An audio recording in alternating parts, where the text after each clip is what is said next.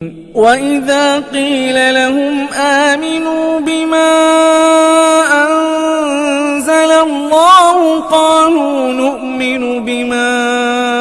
أُنزِلَ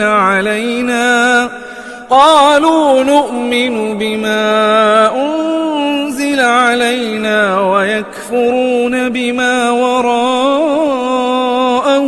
وَهُوَ الْحَقُّ مُصَدِّقًا لِمَا مَعَهُمْ قُلْ فَلِمَ تَقْتُلُونَ أَنبِيَاءَ اللَّهِ مِنْ قَبْلُ إِنْ كُنْتُمْ مُؤْمِنِينَ। और जब उनसे कहा जाता है कि जो किताब अल्लाह ने अब नाजिल फरमाई है उसको मानो,